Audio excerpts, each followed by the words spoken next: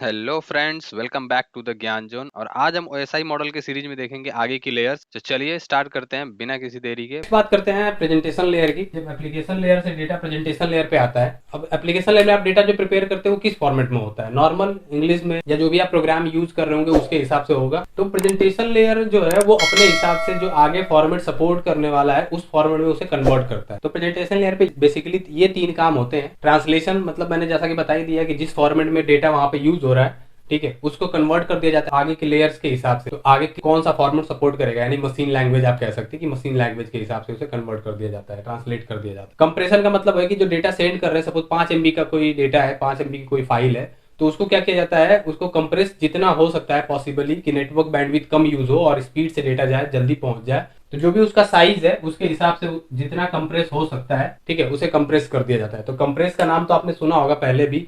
आप जिप वगैरह यूज करते हो कंप्रेस करने के लिए अपनी किसी भी तरह की इन्फॉर्मेशन या फाइल को।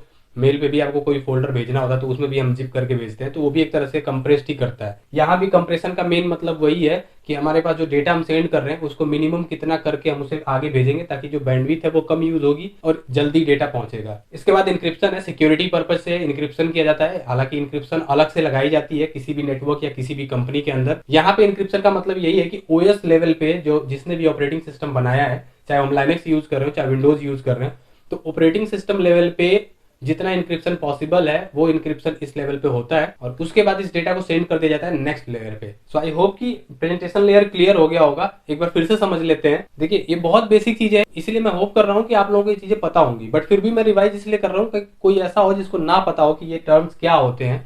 ठीक है, ट्रांसलेशन का मतलब ये वैसे ही जैसे आस्की कोड का आपने नाम सुना होगा, तो कोई भी एप्लीकेशन जिस टाइप के कोड फॉर्मेट यूज कर रहा होगा या जो भी लैंग्वेज यूज कर रही होगी उसके थ्रू से मशीन लैंग्वेज में या आस्की कोड में इस तरीके से ट्रांसलेट कर दिया जाता है जरूरत के हिसाब से। कंप्रेशन से आपको पता चली गया है, कंप्रेस्ड कर देता है, छोटा कर देता है, फाइल को कम कर देता है। और इंक्रिप्शन का मतलब होता है डेटा को ऐसे कोड में बदल देना जो किसी को समझ में ना आए। हालांकि एक्सटर्नली यूज किया जाता है, अलग से हम इंक्रिप्शन लेवल और यूज करते हैं, ठीक है, फॉर्मेट भी अलग यूज करते हैं, वो कंपनी लेवल पे होता है अलग से। हमारे ऑपरेटिंग सिस्टम के अंदर भी ये कैपेबिलिटी होती है कि वो डेटा को इंक्रिप्ट करके एटलीस्ट भेजे, ठीक है, ताकि अगर कोई डेटा एक्सेस भी कर ले तो वो उसके काम का ना रहे। बट ये बहुत मिनिमम लेवल का इंक्रिप्शन होता है। तो इंक्रिप्शन को आप इस तरीके से समझ सकते हैं कि कोई कोई इन्फॉर्मेशन है, सपोज ABC, तो इसको एक कोड भाषा में, एक इंक्रिप्ट लैंग्वेज में बदल दिया जाए, एक ऐसे कोड में जो सिर्फ जो चेंज कर रहा है बस वही समझ सके। जैसे सपोज करिए कि हम अपने हिसाब से, ऑपरेटिंग सिस्टम ये करता है लेकिन मैं मान रहा हूं कि मैं अपने हिसाब से ए को एक कोड दे देता हूं कि ए को मैं हमेशा 135 लिखूंगा। इसी तरीके से बी के लिए एक कोड ले लेता हूं जो कि मैं इसी से रिलेट करके लूंगा कि इसमें मैं 3 प्लस करूं या 5 प्लस करूं या कोई भी एक नंबर स्पेसिफिक प्लस करूं तो वो नंबर आएगा। फिर इसी तरीके से सी के लिए भी, तो सपोज के लिए 3 प्लस कर लेते हैं तो 138। फिर इसी तरीके से हम सी के लिए भी 3 प्लस करेंगे तो अलग नंबर। फिर इसी तरीके से A to Z format create हो जाएगा। अगर किसी ने कुछ इस तरीके से नंबर के थ्रू किसी ने मुझे डेटा भेजा तो बस मुझे पता है 135 का क्या मतलब है, ठीक है, क्योंकि मैंने ही उसको ट्रांसलेट किया था। तो इस तरीके से कुछ इंक्रिप्शन होता है। ये बहुत बेसिक चीज मैंने बताई है, अगर आई होप कि आपको ये क्लियर हुआ होगा, ठीक है। तो इंक्रिप्शन ऐसे ही होता है, एक कैरेक्टर को 10-10 20-20 बिट्स में डिवाइड कर दिया जाता है, ठीक है, नंबर्स में डिवाइड कर दिया जाता है, फिर उसी हिसाब से उसको समझा जाता है। तो आस्की कोड की साथ मैंने वीडियो अभी तक नहीं बनाई है, तो आस्की कोड में बनाऊंगा तो उसमें इसको पूरा डिटेल में समझाऊंगा कि कैसे ये होता है, कैसे काम करता है। आगे देखते हैं सेशन लेयर की। अगर हम बात करते हैं तो सेशन लेयर में देखिए 2 काम होता है, ऑथेंटिकेशन और ऑथराइजेशन। शायद आपने ये नाम सुना होगा। ऑथेंटिकेशन का मतलब होता है कि जब आप कोई वेबसाइट एक्सेस करना चाहते हैं, जब कोई आप फेसबुक का अकाउंट, जीमेल का अकाउंट एक्सेस करना चाहते हैं, तो आपको ये ऑथेंटिकेट करना होता है कि ये अकाउंट आपका ही है, ठीक है। जैसे सपोज करिए ये कोई वेबसाइट है या कोई भी कंप्यूटर, इसमें मैं घुसना चाहता हूं, ठीक है, तो कंप्यूटर में एंटर करने से पहले एक यूजर नेम पासवर्ड मांगता है। अगर मैंने यूजर नेम डाल दिया सही, लेकिन अगर मैंने पासवर्ड सही नहीं डाला मिलता हुआ, तो इसका मतलब मैं ऑथेंटिकेट नहीं हुआ उस कंप्यूटर के अंदर एंटर होने के लिए। तो ऑथेंटिकेट का मतलब सिंपली से इतना समझिए कि आप किसी के घर जाते हैं या आपके घर कोई आता है, कोई अननोन, तो आपसे पूछता है कि वो एंटर हो सकता है कि नहीं, आप अलाउ करते हो कि उसे आने देना है कि नहीं घर के अंदर, ठीक है। तो वो एक ऑथेंटिकेशन प्रोसेस हो गया। ठीक उसी तरीके से कंप्यूटर में या किसी की वेबसाइट में, किसी के अकाउंट में घुसना है तो आपको एक यूजर नेम पासवर्ड चाहिए होता है, एक ऑथेंटिकेशन प्रोसेस से गुजरना पड़ता है। वो तरीका यूजर नेम पासवर्ड भी हो सकता है या कोई और भी हो सकता है। आजकल कई सारे तरीके हैं एंटर होने के, जैसे फोन में हम फेस अनलॉक लगा लेते हैं या फिर फिंगरप्रिंट सेंसर से हम अनलॉक कर लेते हैं। तो ये भी क्या है, ये अपने मोबाइल को ऑथेंटिकेट करने का एक तरीका हो गया। उसके बाद अगर आप कंप्यूटर में एंटर हो गए, ठीक है, यानी कि आप जो भी वेबसाइट एक्सेस करना चाहते थे, आपने यूजर नेम और पासवर्ड दोनों डाल दिया सही, तो आप ऑथेंटिकेट तो हो गए, ठीक है। अब बात आती है ऑथराइजेशन की, आपको कितना राइट्स है, कितना एक्सेस है उस कंप्यूटर में काम करने का। मतलब कि अगर किसी को ऑपरेटिंग सिस्टम के बारे में पता है, किसी ने ऑपरेटिंग सिस्टम पढ़ा होगा तो आपको पता होगा ये बात। हम स्टैंडर्ड यूजर और एडमिनिस्ट्रेटर यूजर टाइप बनाते थे उसमें, ठीक है। स्टैंडर्ड यूजर को कोई परमिशन नहीं होती थी एडमिनिस्ट्रेटिव टास्क करने, यानी कोई सॉफ्टवेयर इंस्टॉल करने की, अनइंस्टॉल करने की, या कोई पार्टीशन क्रिएट करने की, मतलब कोई भी एडमिनिस्ट्रेटिव टास्क करने का परमिशन स्टैंडर्ड यूजर को नहीं होता था। एक और तरीके से अपने निजी लाइफ का एग्जांपल ले लेते हैं कि जैसे कि मैंने कहा कि आप किसी को अलाउ करोगे घर में आने का तभी वो आएगा। घर में आने के बाद वो क्या क्या चीजें कर सकता है, किस किस चीज को छू सकता है, यूज कर सकता है, वो आप बताओगे, क्योंकि आपका घर है तो आप अलाउ करोगे ये चीज आप नहीं कर सकते, ये चीज आप कर सकते हो। तो इसको बोला जाता है ऑथराइजेशन। इसके लाइव में कई सारे एग्जाम्पल मिल जाएंगे। क्लाउड कंप्यूटिंग के एग्जाम्पल है कि उसमें कई सारे यूजर होते हैं और उन सबको स्पेसिफिक परमिशन दी जाती है। कंप्यूटर में भी स्टैंडर्ड यूजर बनता है और उसको बोला जाता है कि तुम ये काम, तुम अपनी फाइल्स बना सकते हो, देख सकते हो, डिलीट कर सकते हो, तुम किसी और की फाइल डिलीट नहीं कर सकते, देख नहीं सकते, ठीक है। और ये एडमिनिस्ट्रेटिव टास्क है जो वो नहीं कर सकते। तो इस तरीके से तो ऑथराइजेशन का बेसिकली क्या मतलब हुआ कि उसको क्या राइट्स है, एंटर होने के बाद, ऑथेंटिकेट होने के बाद क्या परमिशन है उसे एक्सेस करने की, किन फाइल को वो डाउनलोड कर सकता है और किस फाइल को वो डाउनलोड नहीं कर सकता, ठीक है। किन फाइल को एक्सेस कर सकता है, किस फाइल को एक्सेस नहीं कर सकता। अब इस प्रोसेस के बाद आता है ट्रांसपोर्ट लेयर। ट्रांसपोर्ट लेयर के बारे में अगर हम बात करते हैं तो देखिए ट्रांसपोर्ट लेयर एक बहुत अहम रोल प्ले करता है, जैसा कि मैंने पहले ही बताया था। ट्रांसपोर्ट लेयर में कई सारे काम होते हैं, कुछ बहुत जो इंपॉर्टेंट काम है उनको ज्यादा डिटेल में समझते हैं। जब सेशन लेयर से डेटा इसके तक पहुंचता है, इसे भेजना होता है आगे। तो अब डेटा जो आया है हो सकता है वो 20 MB का हो सकता है वो 50 MB का हो, 1 GB का हो, डेटा का साइज कुछ भी हो सकता है। वो पूरा का पूरा डेटा एक साथ तो भेजा जा नहीं सकता, तो उसको क्या किया जाता है, उसको छोटे छोटे चंक में डिवाइड किया जाता है, छोटे छोटे पार्ट्स में डिवाइड किया जाता है, ठीक है। उसको बोला जाता है सेगमेंट। अब तक इस डेटा को या इस इंफॉर्मेशन को डेटा ही बोला जा रहा था। इस लेयर पे, ट्रांसपोर्ट लेयर पे, इसको बोला जाता है सेगमेंट। मतलब सपोज करिए ये हमारा डेटा है बड़ा सा, तो इसके छोटे छोटे सेगमेंट्स बनाए जाएंगे। अब ये जो छोटे छोटे पार्ट डिवाइड किए गए हैं इनको एक सीक्वेंस नंबर दिया जाता है, ठीक है। कोई भी सीक्वेंस नंबर कुछ भी हो सकता है। सीक्वेंस नंबर देने का रीजन क्या है, सीक्वेंस नंबर इसलिए दिया जाता है ताकि उसी सीक्वेंस नंबर से अलग अलग पार्ट को भेजा जाएगा और नेक्स्ट एंड पे ट्रांसपोर्ट लेयर क्या करेगा, वहां पे इसी सीक्वेंस नंबर से इसको वापस जोड़ देगा।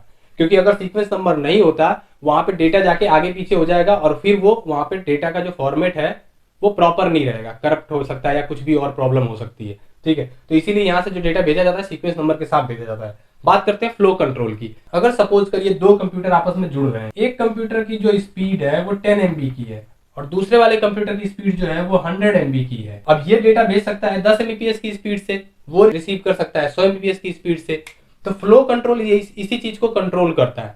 इसका अपोजिट भी हो सकता है, इसके पास अगर 100 Mbps की स्पीड है और इसके पास है 10 Mbps की स्पीड, फ्लो कंट्रोल इस चीज को कंट्रोल करता है, देखता है कि सामने वाला कितना डेटा रिसीव कर सकता है, उसकी इंटरनेट की स्पीड कितनी है, उसकी कंप्यूटर की नेटवर्क की स्पीड कितनी है, NIC की स्पीड कितनी है, ठीक है। तो फ्लो कंट्रोल का मतलब ये कि डेटा को कंट्रोल किया जाता है, डेटा का फ्लो कंट्रोल किया जाता है, वो भी ट्रांसपोर्ट लेयर ही करता है। एरर कंट्रोल की अगर बात करें, कभी ऐसा हो गया कि यहाँ से 3-4 पैकेट भेजे गए, इसमें से ये दोनों पहुंच गए और एक नहीं पहुंचा, तो एरर कंट्रोल की रिस्पॉन्सिबिलिटी होती है कि ये देखे कि सारा का सारा डेटा प्रॉपर पहुंच गया है कि नहीं पहुंचा है। हर सेगमेंट के पहुंचने पर एक एक्नॉलेजमेंट आती है रिसीवर एंड से कि हमारे पास इतना डेटा आया है। तो इसने कहा कि हमारे पास 2 ही डेटा पहुंचा है, ये कहेगा नहीं हमने तो 3 भेजा था। ये देखेगा कि कौन सा सीक्वेंस वाला डेटा नहीं पहुंचा है वहां पे, तो उसको दोबारा रीसेंड किया जाता है, ठीक है। अगर 1 नंबर वाला लॉस हो गया था, ठीक है, अगर 1 नंबर वाला लॉस हो गया था तो 1 नंबर को दोबारा रीसेंड किया जाता है ताकि वहां पे डेटा दोबारा से बन सके प्रॉपर। कंजेशन अवॉइडेंस से आप मतलब समझ ही रहे हैं, ट्रैफिक को कंट्रोल करता है कि कंजेशन ना हो नेटवर्क में।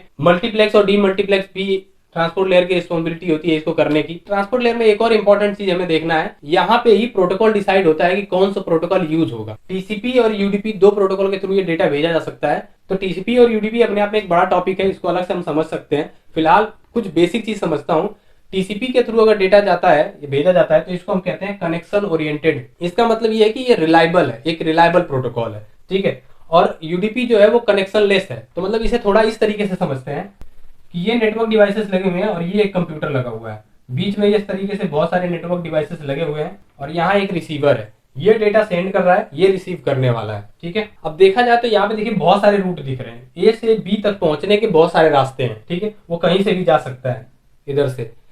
यूडीपी क्या करता है, हर बार वो देखता है जितने भी पैकेट या जो सेगमेंट भेजे जाते हैं, तो हर सेगमेंट के टाइम पे देखता है कि कौन सा बेस्ट रूट हो सकता है बी तक पहुंचने। तो यूडीपी जो है वो टीसीपी से फास्ट तो होता है क्योंकि हर बार वो बेस्ट रूट सेलेक्ट करता है, बेस्ट रास्ता देखता है बी तक पहुंचने का। लेकिन इस यूडीपी की एक प्रॉब्लम है कि इसमें एक्नॉलेजमेंट नहीं आती, मतलब जो डेटा रिसीव कर रहा है जो यूजर, जो एंड पॉइंट, वहां से कोई एक्नॉलेजमेंट नहीं आती कि हमारे पास कितना डेटा आया है या नहीं आया है। ठीक है, लेकिन टीसीपी में ऐसा नहीं होता, टीसीपी में एक्नॉलेजमेंट भेजी जाती है। जो रिसीवर यूजर है वो हर पैकेट या हर सेगमेंट के पहुंचने पर वहां से एक एक्नॉलेजमेंट आएगी कि हमारे पास इतना सेगमेंट रिसीव हुआ है। इसीलिए टीसीपी को रिलायबल प्रोटोकॉल कहते हैं, मतलब इस पे विश्वास किया जा सकता है क्योंकि ये एक्नॉलेजमेंट के बाद ही कनेक्शन को ब्रेक करता है, सारा डेटा पहुंचने के बाद। यूडीपी में ऐसा नहीं होता है। तो यूडीपी जो है आपने देखा होगा वीडियो कॉलिंग वगैरह के लिए या जो डिजिटल वॉइस कॉलिंग होती है उसमें इसका ज्यादातर यूज होता है। ठीक है, टीसीपी का यूज बाकी चीजों में होता है जैसे फाइल ट्रांसफर हो गया या मेल वगैरह भेजने के लिए, ताकि कोई भी डेटा लॉस होने की कोई गुंजाइश ना हो। इसके बाद हम नेक्स्ट आ जाते हैं नेटवर्क लेयर पे। सो जब नेटवर्क लेयर पे डेटा पहुंचता है तो नेटवर्क लेयर क्या करता है, उस डेटा को यानी सेगमेंट को कवर कर देता है अपने पैकेट, ये हो गया अंदर, यानी कि अपना खुद का एक रैप लगा देता है, एनवेलप लगा देता है उसके ऊपर, और उसके ऊपर लिखता है सोर्स आईपी एड्रेस और डेस्टिनेशन आईपी एड्रेस, कहां से डेटा जा रहा है और कहां पहुंचाना है इस डेटा को। एक और चीज ये करता है, इसको तो हम बोलते हैं लॉजिकल एड्रेसिंग। ठीक है, लॉजिकल एड्रेस अटैच करता है। एक और चीज करता है राउटिंग का भी। अगर सोर्स और डेस्टिनेशन एड्रेस इसको लगता है कि डिफरेंट नेटवर्क में है, यानी कि सोर्स और डेस्टिनेशन का जो नेटवर्क है वो उस कंडीशन में गेटवे के पास इंफॉर्मेशन भेजी जाती है और राउटिंग का प्रोसेस कंप्लीट किया जाता है ताकि वहां पे डेटा पहुंचाया जा सके। ठीक है, तो कहने का मतलब ये है कि वो उस कंडीशन में होगा जब सोर्स और डेस्टिनेशन जो है वो सेम नेटवर्क में ना हो। अगर आप ये नहीं समझ पा रहे हैं कि सेम नेटवर्क और डिफरेंट नेटवर्क का क्या मतलब है, तो आप आईपी सीरीज देख सकते हैं मेरी, वहां पे मैंने नेटवर्क और होस्ट पूरा डिटेल में बताया हुआ है ऑलरेडी। तो नेटवर्क लेयर का यही काम है, पैकेट बनाना, पैकेट के ऊपर सोर्स और डेस्टिनेशन का एड्रेस अटैच कर देना। अगर दोनों के एड्रेस डिफरेंट नेटवर्क में हुए तो राउटिंग करवाना, यानी गेटवे के थ्रू, यानी जो भी राउटर लगा होगा, जो भी डिवाइस लगी होगी जिसके पास राउटिंग के फीचर्स इनेबल होंगे, वहां पे भेज के राउटिंग करवाना। उसके बाद ये पैकेट भेज दिया जाता है डेटा लिंक लेयर पे। जब ये पैकेट डेटा लिंक लेयर पे आता है तो इसको कवर कर दिया जाता है, इसके ऊपर एक रैप लगा दिया जाता है फ्रेम का, यानी इसके ऊपर एक रैप लगा दिया गया फ्रेम। ठीक है, इसकी फ्रेमिंग कर दी जाती है और इसके ऊपर की जाती है फिजिकल एड्रेसिंग, यानी कि फिजिकल एड्रेस किसे कहते हैं, मैक एड्रेस को, यानी कि सोर्स का मैक एड्रेस और डेस्टिनेशन का मैक एड्रेस इस पे अटैच कर दिया जाता है। पहले जो पैकेट आया उसकी फ्रेमिंग की गई और उसके ऊपर सोर्स और डेस्टिनेशन का मैक एड्रेस लगा दिया गया। एक और चीज थोड़ा सा समझ लेते हैं, कई बार इंटरव्यू में ये भी पूछा जाता है L3 डिवाइसेस कौन सी होती हैं, L2 डिवाइसेस कौन सी होती हैं। ठीक है, नेटवर्क लेयर पे कौन सी डिवाइस काम करती है, राउटर कौन सी लेयर पे काम करता है, इस तरीके से। राउटर हो गया या स्विचेस भी आते हैं, जो L3 स्विचेस आते हैं, लेयर 3 के स्विचेस, वो नेटवर्क लेयर पे काम करते हैं। या यानी कि हम सिंपली समझ सकते हैं, जो डिवाइस आईपी का यूज करके डिसीजन ले सकता है उसको हम कहेंगे L3 डिवाइस। अगर कोई डिवाइस जो आईपी को समझता ही नहीं हो, सिर्फ मैक एड्रेस को जानता हो, मैक एड्रेस के अकॉर्डिंग डिसीजन लेता हो, डेटा सेंड रिसीव करता हो, उसको हम कहते हैं L2 डिवाइस। और कुछ ऐसी डिवाइसेस भी होते हैं जो फिजिकल लेयर पे काम करते हैं, जिनको आईपी एड्रेस मैक एड्रेस से कोई मतलब नहीं होता, डेटा आएगा और आगे भेज दिया जाएगा। ठीक है, वो सिग्नल रिसीव करेंगे और सिग्नल आगे ट्रांसमिट कर देंगे, उनको हम बोलते हैं फिजिकल लेयर यानी लेयर 1 डिवाइस। लाइक हब और केबल्स, ये सारी चीजें आती हैं फिजिकल के अंदर। तो नेटवर्क लेयर में आपके आ जाते हैं राउटर हो गया या फिर L3 स्विचेस भी होते हैं। डेटा लिंक लेयर की अगर हम बात करते हैं तो डेटा लिंक लेयर पे आपका आ जाता है स्विच है, ब्रिज है, एनआईसी है, नेटवर्क इंटरफेस कार्ड भी डेटा लिंक लेयर पे काम करता है। तो कुछ ये प्रोसेस फॉलो किए जाते हैं डेटा लिंक लेयर पे, और उसके बाद जो डेटा लिंक लेयर का जो फ्रेम है वो भेज दिया जाता है फिजिकल लेयर पे। तो देखिए फिजिकल लेयर का सिंपल सा काम, फिजिकल लेयर है क्या, केबल। अगर हब लगा रखा है आपने तो हब, तो नॉर्मली हब तो यूज होता नहीं है हब, यानी कि आपका जो फ्रेम है, इस फ्रेम को डिवाइड कर दिया जाता है इलेक्ट्रिक सिग्नल में, यानी कि सिग्नल के अंदर कन्वर्ट करके उसको केबल के ऊपर भेज दिया जाता है, या फिर जो भी मीडिया आप यूज कर रहे हो उसके अकॉर्डिंग उसे कन्वर्ट करके आगे ट्रांसमिट कर दिया जाता है। तो ये जितना प्रोसेस हमने समझा ये था सेंडिंग एंड का। एकदम ठीक इस अपोजिट होगा रिसीविंग एंड पे। तो थोड़ा सा रिसीविंग एंड का भी समझ लेते हैं। ये सपोज करो सेंडर है, ठीक है, और बी है रिसीवर। ठीक है, तो सेंडिंग एंड पे जो हमने अभी पूरा प्रोसेस जो हमने समझा वो सेंडिंग एंड पे हो रहा था। पहले फॉर्मेट तैयार किया गया डेटा का, किस फॉर्मेट में भेजना है, फिर उसके बाद प्रेजेंटेशन लेयर से उसको इनक्रिप्ट किया गया, कंप्रेस किया गया, ट्रांसलेट किया गया, फिर सेशन लेयर से ऑथेंटिकेट होगा, ऑथराइज होगा, ट्रांसपोर्ट लेयर सेगमेंट करेगा, उसका फ्लो कंट्रोल करेगा, और नेटवर्क लेयर उस पर एड्रेस अटैच कर देगा, डेटा लिंक लेयर उस पर मैक एड्रेस अटैच कर देगा, फिजिकल लेयर क्या करेगा, सिग्नल भेज देगा अगले एंड पे। अब वो सिग्नल पहुंचेगा, यानी ये केबल लगी हुई है, यहाँ पे आपको सिग्नल भेजा गया, ठीक है, इसमें क्या करेगा, पहले फिजिकल लेयर रिसीव करेगा, जाहिर सी बात है केबल वहां की रिसीव करेगी, फिर उसको भेजा जाएगा डेटा लिंक लेयर के पास। डेटा लिंक लेयर के पास जब वो फ्रेम पहुंचेगा जिसमें कि मैक एड्रेस लिखा होगा सोर्स और डेस्टिनेशन का, वो क्या करेगा, डेस्टिनेशन एड्रेस को चेक करेगा कि डेस्टिनेशन एड्रेस जो लिखा हुआ है उस फ्रेम के ऊपर वो हमारे कंप्यूटर का है।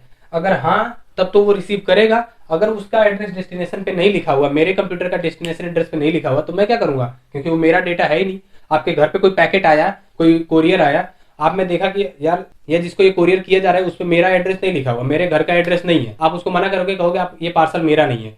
उसी तरीके से ये क्या करता है, डेटा को डिस्कार्ड कर देता है वहीं पे, अगर इसका मैक एड्रेस उस पर नहीं लिखा है तो। अगर मैक एड्रेस लिखा है तो क्या करता है, उस इन्वेलप को, उस रैपर को यानी उस फ्रेम को रिमूव करता है, अंदर से पैकेट निकालता है और उस पैकेट को भेज देता है नेटवर्क लेयर पे, जिसपे लिखा हुआ है आईपी दोनों जगह का, ठीक है, सोर्स और डेस्टिनेशन का। अब ये नेटवर्क लेयर चेक करता है कि जो डेस्टिनेशन आईपी लिखी हुई है वो इसी कंप्यूटर की है।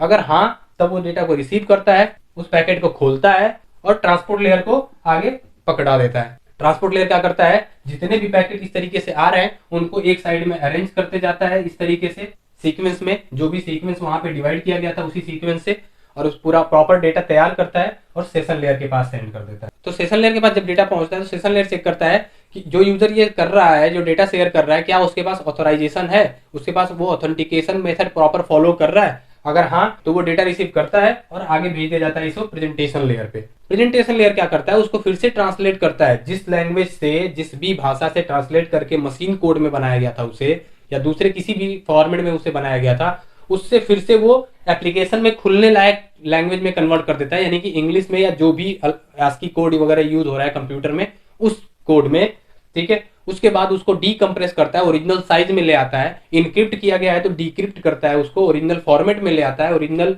रीडेबल फॉर्मेट में ले आता है जिसमें हम रीड कर सके, क्योंकि फर्स्ट एंड पे उसे इनक्रिप्ट किया गया था, तो यहाँ उसे डीक्रिप्ट किया जाएगा, डीकंप्रेस किया जाएगा और फिर से ट्रांसलेट करके हमारे पढ़ने लायक या इस एप्लीकेशन में खुलने लायक फॉर्मेट में बदल दिया जाएगा। उसके बाद जिस एप्लीकेशन की वो फाइल होगी, जैसे कि अगर वहां से मेल आई हुई है तो आप मेल में खोलोगे, अगर वहां से वेब पेज भेजा गया है तो आप ब्राउजर में ओपन करोगे, ठीक है। अगर वहां से कोई फाइल ट्रांसफर की गई है तो जो भी फाइल जिस फॉर्मेट की होगी, किसी प्रोग्राम की होगी, तो उस प्रोग्राम में ओपन करोगे, ठीक है। तो इस तरीके से एक कंप्लीट सेटअप काम करता है, एक प्रॉपर ओएसआई मॉडल का एक पूरा सेटअप काम करता है, ठीक है। तब जाके एक ओएसआई मॉडल कंप्लीट होती है। तो इसमें आपने बेसिकली ये देखा कि जब दो कंप्यूटर एक दूसरे से जुड़ते हैं यानी डेटा शेयर करते हैं, तो डेटा यहाँ से सेंड करने से यहाँ रिसीव करने तक के बीच का जो प्रोसेस है उसको हमने डिटेल में समझा। तो आई होप कि ये वीडियो आपने एंजॉय किया होगा, और चैनल को ज्यादा से ज्यादा शेयर करिए, इस वीडियो को ज्यादा से ज्यादा शेयर करिए लोगों तक, ताकि सभी तक ये चीजें पहुंचे, और चैनल को सब्सक्राइब कर लीजिए, अपने फेसबुक व्हाट्सएप पे दोस्तों के साथ शेयर करिए। मिलते हैं नेक्स्ट वीडियो में, तब तक के लिए अपना ध्यान रखिए, फैमिली का ध्यान रखिए, bye bye and take care.